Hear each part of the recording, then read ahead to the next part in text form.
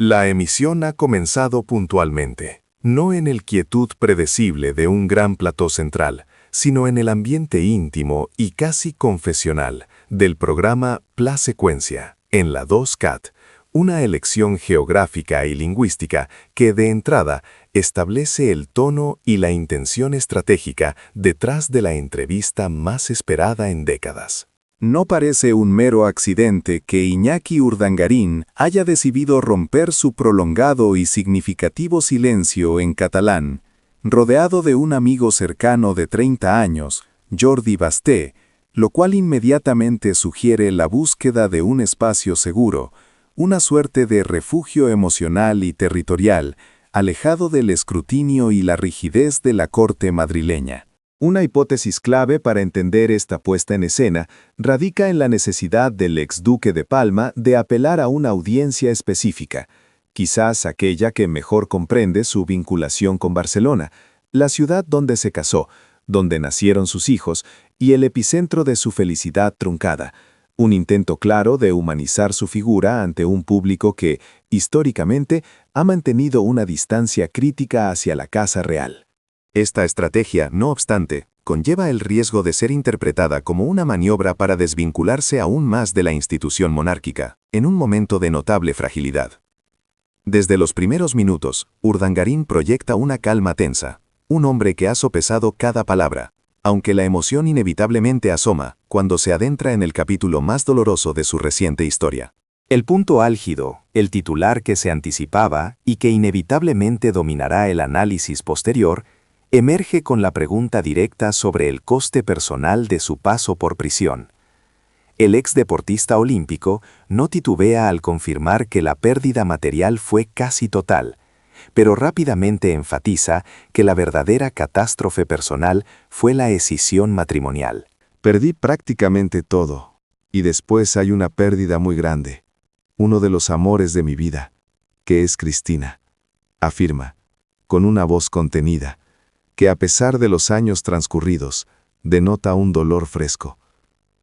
Es crucial notar que Urdangarín sitúa el fin de su matrimonio no solo como una consecuencia de su encarcelamiento, sino como la pérdida más significativa, superando incluso la condena judicial misma. Sin embargo, en un ejercicio de análisis cauto, cabe señalar que esta narrativa presenta una versión que focaliza la tragedia en el período carcelario, omitiendo o minimizando el desgaste previo y la presión mediática y legal que ya había erosionado la relación durante los 7 años anteriores al ingreso en Brieva.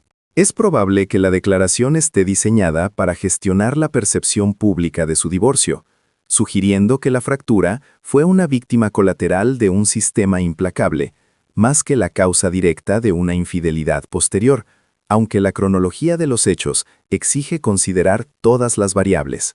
La infanta Cristina es presentada aquí no como una exesposa, sino como un amor de mi vida, una elección de palabras que busca una exculpación sentimental y que por inferencia sitúa a ambos como víctimas de una coyuntura incontrolable.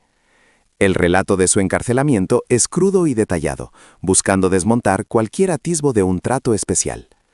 Urdangarín describe el aislamiento en Brieva como un infierno personal, 1000 noches de soledad, donde la gestión emocional se volvió insostenible. La narración de ese primer día en prisión, la conciencia de que una etapa había terminado y otra, larga y brutal, comenzaba, es fundamental para establecer el tono de victimización controlada.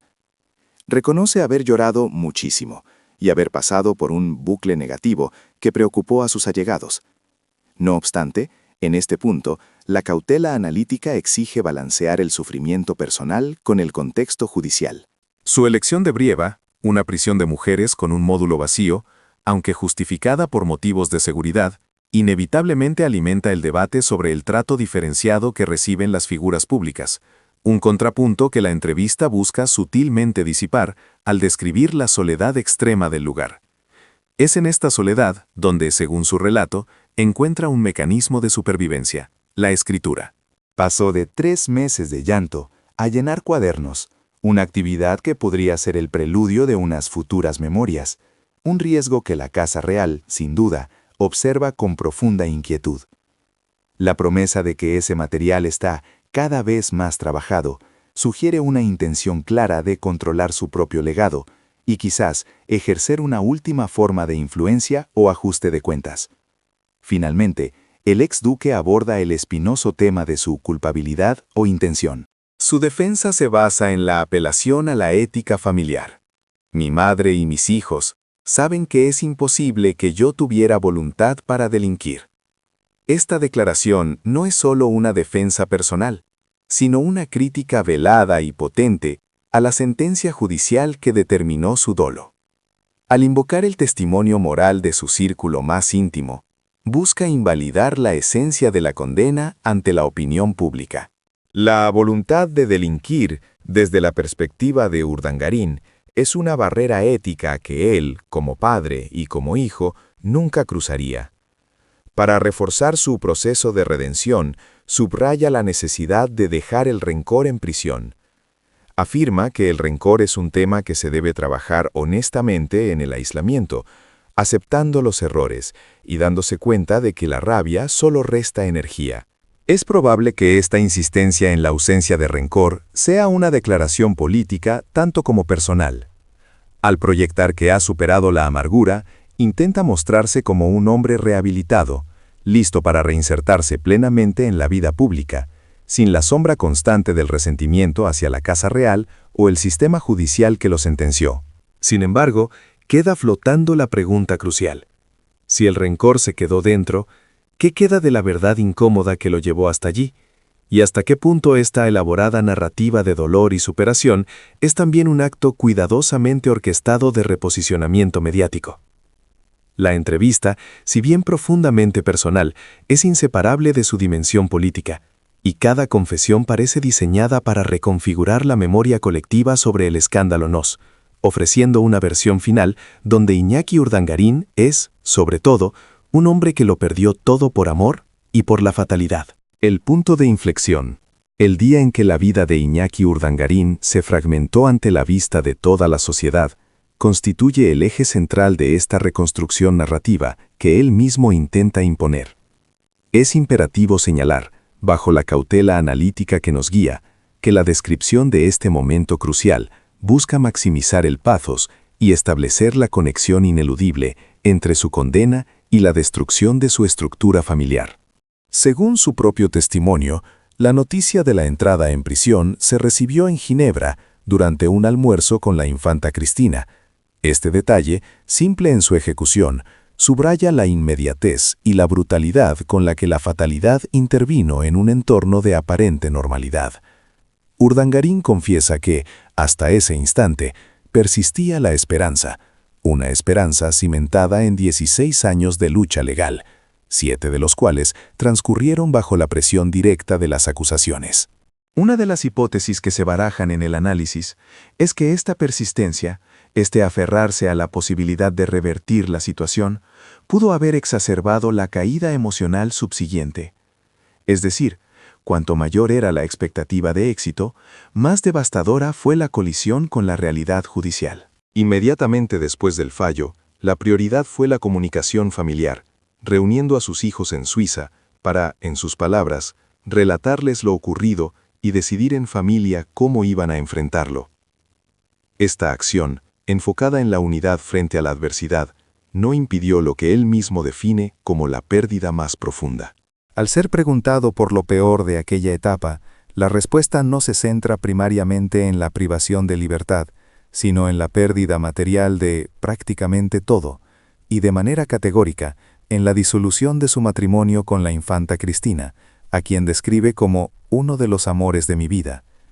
Es aquí donde el relato de Urdangarín intenta un giro maestro, desplazar el foco de la responsabilidad penal al dolor personal insuperable. El encarcelamiento se convierte en el catalizador, pero la verdadera tragedia, la que le otorga la dimensión de víctima, es la fractura amorosa. No obstante, una interpretación mesurada debe considerar el riesgo inherente a esta focalización. Si bien el dolor por la pérdida matrimonial es indudable, Centrar la narrativa exclusivamente en el sufrimiento emocional podría interpretarse como un intento sutil de desviar la atención de las repercusiones institucionales y el daño a la corona derivado del caso Noos. La gran pregunta que persiste es si el público puede separar el castigo legal del lamento personal. Su elección de la prisión de mujeres de Brieva, motivada por razones de seguridad, supuso una etapa de aislamiento extremo, de 1000 noches de soledad autoimpuesta. Describe los primeros meses como un bucle negativo, de angustia, donde la gestión emocional falló estrepitosamente, reconociendo haber llorado muchísimo.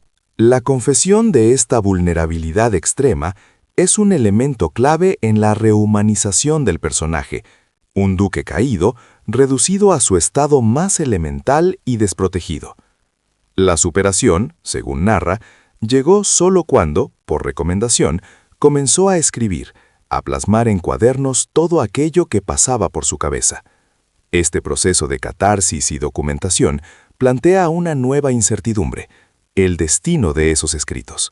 La posibilidad de unas memorias futuras, al estilo de las que se especulan de su ex-suegro, Juan Carlos I, sugiere que Urdangarín no solo busca cerrar un ciclo, sino también controlar la narrativa histórica de su propia vida, asegurándose de que su versión sea la que permanezca en el registro público. Finalmente, aborda la justificación moral, el blindaje ético que le proporcionan sus seres más cercanos, su madre y sus hijos. Su argumento es firme. Saben que es imposible que yo tuviera voluntad de delinquir. Esta afirmación no busca la absolución del error cometido, sino la exculpación de la intención maliciosa. Es una defensa basada en la inocencia del propósito, aceptando las consecuencias fatales de la acción sin intención criminal consciente.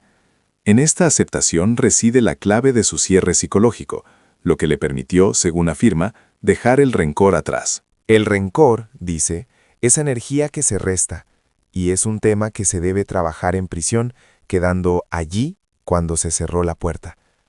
El epílogo de su silencio roto es, por tanto, una declaración de paz interna, un intento de demostrar que, habiendo pagado el precio más alto, la libertad y la familia, ahora emerge como un hombre renovado, libre de amargura.